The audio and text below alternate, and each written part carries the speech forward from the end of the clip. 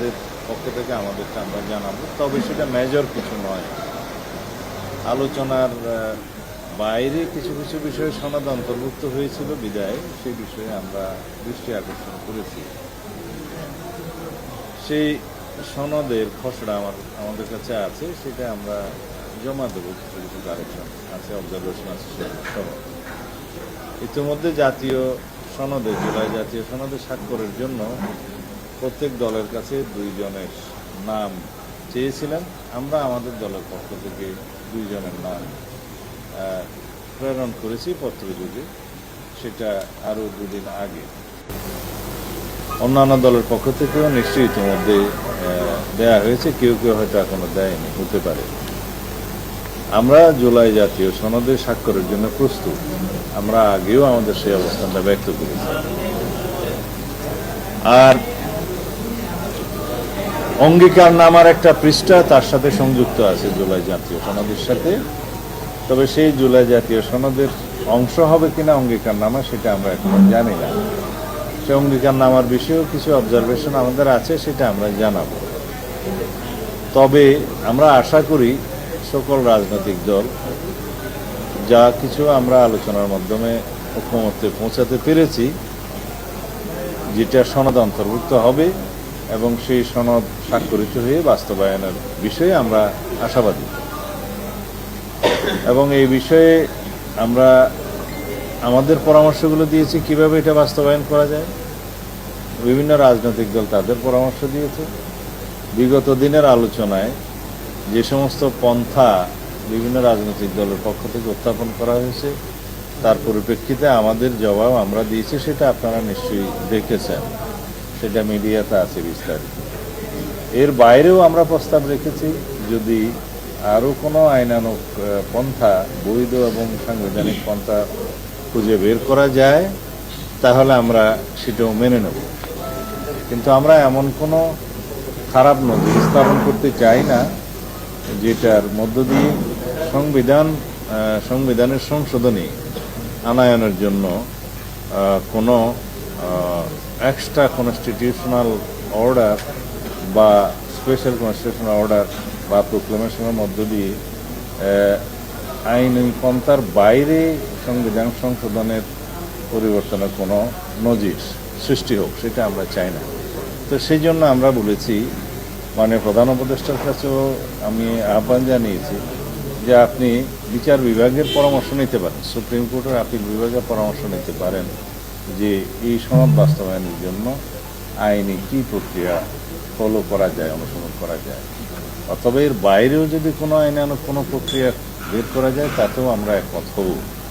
কিন্তু যেই জুলাই সনদটাকে আমরা জাতীয় ঐকমত্যের ভিত্তিতে প্রণয়ন করছি, এটা একটা জাতীয় গুরুত্বপূর্ণ দলিল, রাজনৈতিক দলিল এবং সাংবিধানিক দলিল।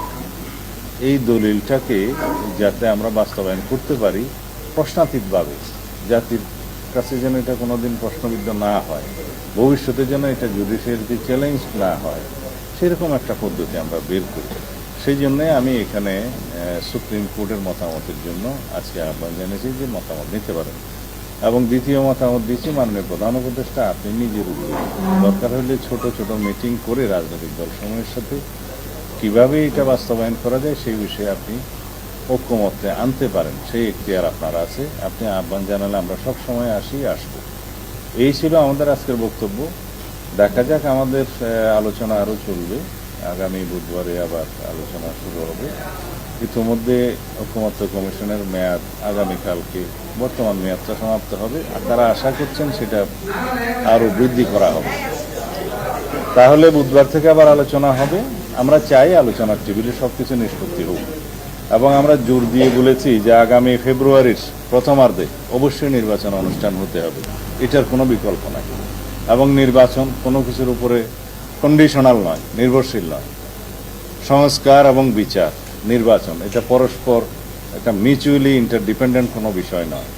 নির্বাচন হতেই হবে, সংস্কার চালু থাকবে, বিচার কার্যক্রম অব্যাহত থাকবে। এগুলো কোনোটার উপর কোনোটা নির্ভরশীল নয়। তো সুতরাং নির্বাচন অনুষ্ঠানের বিষয়ে এই জাতিতে যে ঐক্য সৃষ্টি হয়েছে, নির্বাচনের টাইম লাইন ঘোষণা করা হয়েছে, নির্বাচন কমিশন প্রস্তুতি প্রায় সম্পন্ন করেছে। সুতরাং আমাদের যে দীর্ঘদিনের সংগ্রাম, ভোটাধিকার প্রয়োগের যে আন্দোলন, যার জন্য আমরা রক্ত দিয়েছি, শহীদ হয়েছি, সেই ভোটাধিকার প্রয়োগের মধ্য দিয়ে একটি প্রকৃত গণতান্ত্রিক রাজনৈতিক সরকার প্রতিষ্ঠা হবে, সংসদ প্রতিষ্ঠা হবে। তার মধ্য দিয়ে আমাদের সমস্ত গণতান্ত্রিক অধিকারগুলো আমরা বাস্তবায়ন করবো ইনশাআল্লাহ। ধন্যবাদ।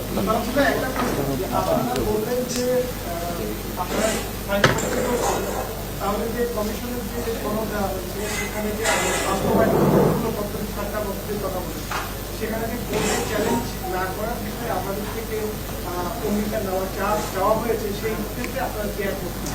অঙ্গীকার নামা তো এখনো চূড়ান্ত হয়নি, সেই বিষয়ে আলোচনা হবে।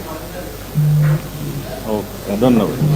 মাননীয় প্রধান উপদেষ্টা দৃঢ়তার সাথে আজকে উচ্চারণ করেছেন, ফেব্রুয়ারির প্রথমার্ধে অতি অবশ্যই নির্বাচন অনুষ্ঠান হতে হবে।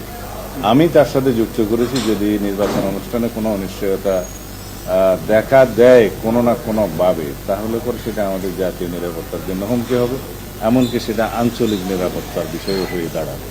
সুতরাং এ বিষয়ে তিনি দৃঢ় সংকল্প, উপদেষ্টা পরিষদ দৃঢ় সংকল্প, জাতীয় দৃঢ় সংকল্প। অবশ্যই আমাদেরকে সেই নির্বাচন অনুষ্ঠান করতে হবে এবং সুষ্ঠু, অবাধ, নিরপেক্ষ জাতীয় অনুষ্ঠানের মধ্য দিয়ে আমরা বিশ্বের মধ্যে একটা নজির স্থাপন করতে চাই। ধন্যবাদ।